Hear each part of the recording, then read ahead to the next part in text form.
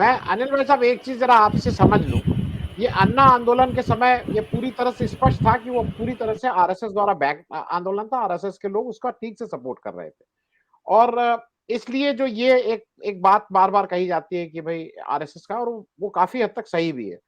लेकिन फिर भी मैं एक चीज आपसे समझना चाहूंगा, जो 26 पार्टी इंडिया अलायंस में है, उसमें कांग्रेस और आरजेडी, मतलब लालू वाली आरजेडी को छोड़ के बाकी सब पार्टी का या तो साथ रही है या सॉफ्ट रही है। आप किसी को ये इस बात से बरी नहीं कर सकते हैं कि वो बीजेपी के साथ, मतलब मैं सिर्फ कांग्रेस और आरजेडी, ये दो पार्टी ऐसी हैं जिन्होंने कभी भी, जिनको आप नींद में भी सोते हुए आपने नहीं देखा होगा कि वो कहीं बीजेपी के प्रति सॉफ्ट, या मतलब नाम लेने का इस समय कोई जरूरत नहीं है। मैं एक दो चीजें इसलिए आपसे पूछना चाह रहा हूं। जो अभी इंडिया विपक्षी का जो प्रचार टीम बनेगी, मेरे हिसाब से उसके पहले 10 में या पहले 5 में संजय सिंह जरूर आ जाएंगे। संजय सिंह जिस तरह से राज्यसभा में कॉम्प्लीमेंट करते हैं, जिस तरह से इंडिया गठबंधन को बना के चलते हैं, उनका एक रोल साफ साफ दिखाई पड़ता है।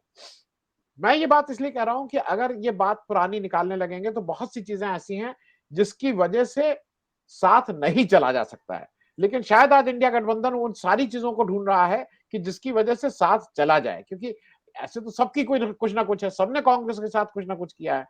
कुछ लोग कहते हैं कांग्रेस के वोट ही पाके भाई टीएमसी बने या कुछ भी बने। मैं इसी उसमें पूछ रहा हूं आपसे कि 2024 के इलेक्शन तक शायद केजरीवाल साहब और कांग्रेस की शीर्ष नेतृत्व को ये समझ में आ गया है कि हम लोग साथी, वी हैव टू स्विम और सिंक। अपने को कम से कम 2024 इलेक्शन तक साथ चलना है, उसके बाद सबके अपनी अपनी पॉलिटिक्स है, इसमें ये थोड़ी है कि पॉलिटिक्स नहीं होगी। अनिल सिन्हा साहब। ये मैं मुझको लग रहा है क्या कि इससे मैं थोड़ा सा डिफर करूंगा।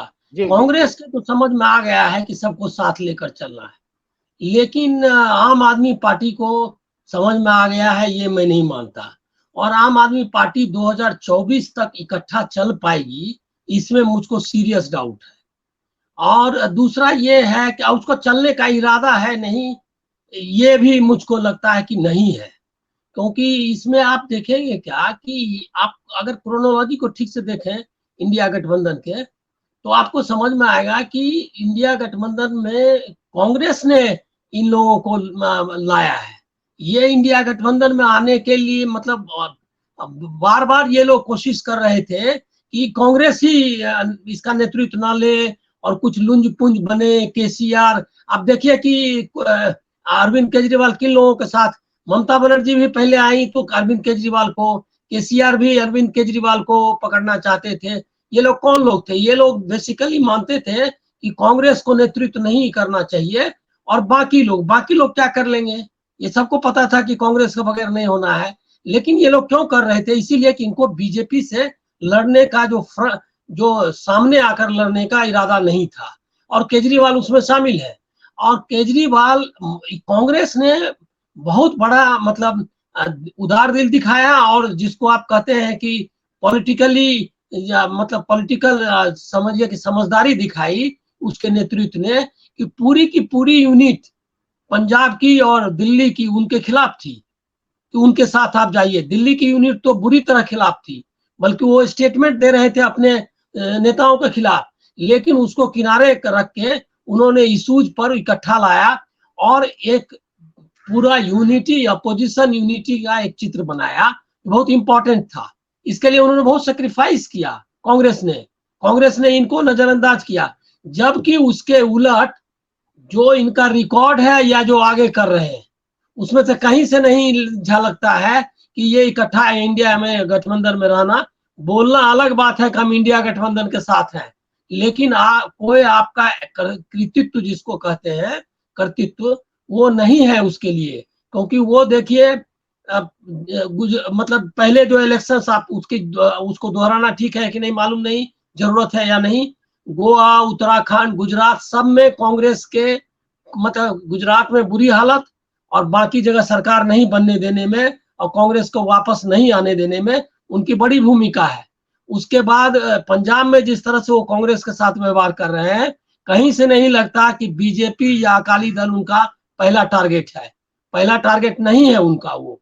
तो ये, और इस सेकुलरिज्म का जहां तक इशू है, कोई ऐसा मतलब आप इशू नहीं है जिस इशू पे वो सेकुलरिज्म के तरफ नजर आते हैं। एकदम जो सही मतलब काफी अच्छे ढंग से विवेक ने रखा कि वो आरएसएस की बी टीम है, बीजेपी से कॉम्पीट कर रही है हिंदू स्पेस के लिए, हिंदुत्व के स्पेस के लिए। तो वो जो है, और आरएसएस को उसका संरक्षण प्राप्त है कि ये नहीं, बल्कि मैं आपको कहूंगा कि आरएसएस ने 80s में कांग्रेस को भी इस तरह रखा था कि अगर मान लिया बीजेपी चली भी जाती है तो कांग्रेस अगर हिंदू मतलब हिंदुत्व के तरफ हो जाए तो चलेगा। और वो बोलते थे, वो हमको याद है कि आरएसएस के जो लीडर्स थे वो ओपन स्टेटमेंट देते थे कि हम तो किसी पार्टी की तरफ नहीं है, हमारी एक विचारधारा है, हिंदुत्व की विचारधारा है, और इसमें जो भी समर्थन करे हम उसका स्वागत है। ये हाल तक मोहन भागवत वगैरह जो दिल्ली कॉन्क्लेव उनका हुआ था, ओपन अधिवेशन, वो सब में भी बोलते रहे। तो वो उनके लिए एक ऑप्शन है। अनिल जी, माफ कीजिए, आपको रोकूंगा। एमजी वैद्य ने लिखा था कि कांग्रेस और बीजेपी ने मिलकर नेशनल गवर्नमेंट बनाना चाहिए। वो हमको याद नहीं वैद्य वाला, लेकिन आपने सही याद दिलाया। तो ये उनकी लाइन थी, तो अभी भी उनकी लाइन, और वो तो सच में उनकी लाइन है। और बोलते भी थे कि ये तो हमारा एक इंस्ट्रूमेंट है, हमारे बहुत सारे संगठन है, हम तो कोई पार्टी वाले हैं नहीं, हम तो हमारी विचारधारा को जो लेकर जाएगा उसके साथ हैं। और उन्होंने स्वदेशी जागरण मंच में बहुत सारे लोगों को इकट्ठा कर लिया था उसके आंदोलन में, जिसमें चंद्रशेखर जी भी थे, जो कि एकदम डायहार्ड सेकुलर व्यक्ति थे। जॉर्ज फर्नांडिस तक को ले लिया, अंत में जॉर्ज फर्नांडिस तो उनके गोद में ही चले गए। और दूसरी बात एक और फर्क करना चाहिए, जेडीयू, ममता बनर्जी या सारी पार्टियां एनडीए में रह चुकी हैं, एनडीए के साथ रह चुकी हैं। आरजेडी और कांग्रेस का से उनका आप नहीं तुलना उनकी कर सकते। एकदम जो डाई हार्ड सेकुलरिज्म की तरफ रहा, रिस्क लेकर के और फाइट किया, वो नहीं है। लेकिन वो मतलब हिंदुत्व की पार्टी नहीं है, वो ये क्या कहते हैं, सेकुलर पार्टीज हैं। ये आपको मानना पड़ेगा। बीजेपी के साथ रहने के बाद भी नीतीश कुमार, ये जेडीयू कभी भी कम्युनल पार्टी का, आपको शरद यादव हो या नीतीश कुमार हो, इवन ललन सिंह हो, कोई लीडर आपको एक कम्युनल लीडर के तौर पे नहीं दिखेगा जिसमें आपको हिंदुत्व के लक्षण दिखे।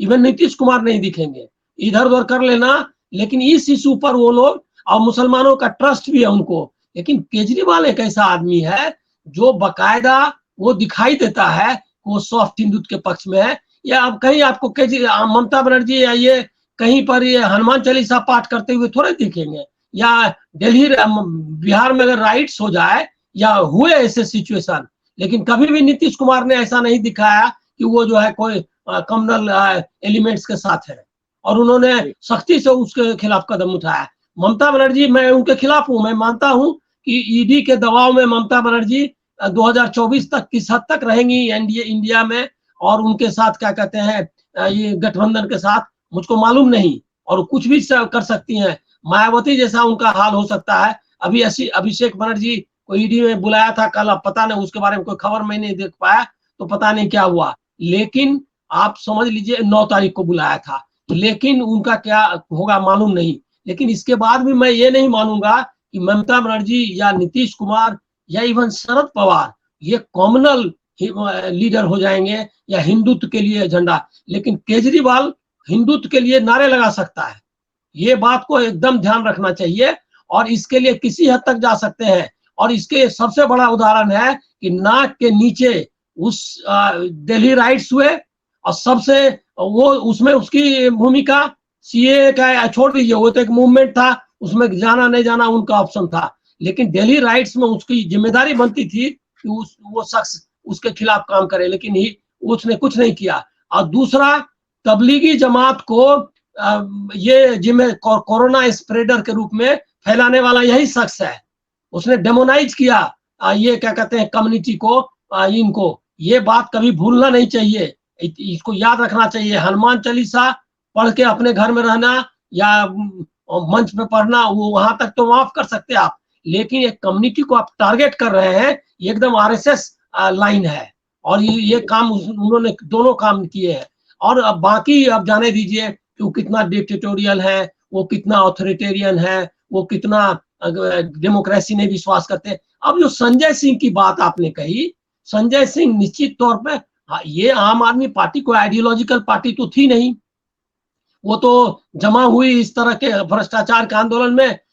ये एक समझिए कि चांस है कि संजय सिंह जैसे आदमी, उनके मनीष सिसोदिया तो उनके साथ जुड़े हुए रहे, उनकी बात नहीं कर रहा मैं, लेकिन संजय सिंह एक चांस समझिए जिसमें जैसे अगर अभी तक आप योगेंद्र यादव को अगर नहीं निकालते वो तो योगेंद्र यादव उनके साथ होते, तो लेकिन योगेंद्र यादव, संजय सिंह या जो आम आदमी पार्टी के ऐसे एलिमेंट्स हैं उनकी बात और है, वो अलग है। वो एक पॉलिटिकली मतलब समझिए कि उनको आप कह सकते हैं कि पॉलिटिकल कैरियरिज्म के तहत वो गए वहां, लेकिन वो एक सीजन्ड सेकुलर पॉलिटिशियन है संजय सिंह, इस बात में कोई डाउट की बात नहीं है। और उसकी उनके उनके उनके में वो कैपेबिलिटी भी है कि उसको रख सकते हैं चीजों को।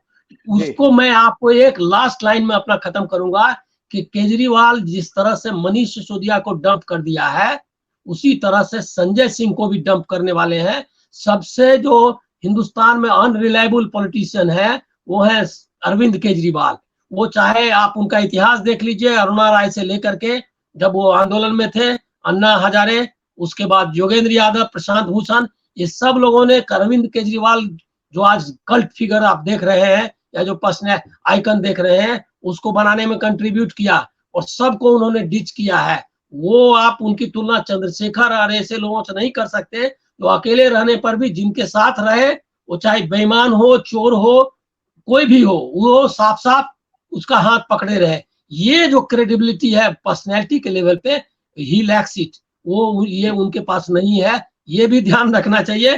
पॉलिटिक्स में इसका भी ध्यान रखना जरूरी है कि कौन आदमी इतना सेल्फिश है, इतना स्वार्थी है कि किसी को भी कभी भी डंप कर सकता है। तो मैं तो मानता हूं कि मनीष सिसोदिया इसीलिए जेल में है कि उसको केजरीवाल ने उनको डंप कर दिया, क्योंकि वो काफी आगे जा रहे थे, वही चला रहे थे दिल्ली सरकार। और अभी संजय सिंह आगे आगे निकल रहे थे, एक बढ़िया अपनी बना ली थी स्पेस, तो उनको अब डंप कर देंगे, ये हम मेरा पक्का 100% मानना है। तो ये दो अलग बातें हैं। इंडिया गठबंधन में ऑड मैन आउट है वो, और इंडिया गठबंधन के साथ 2024 अब तो आप देख लीजिए ना, 5 राज्यों के चुनाव आएंगे और उनकी भूमिका और उनका क्या कहते हैं उनके भाषण और रैलीज आपको पता चल जाएगा कि वो किस तरह के व्यक्ति है।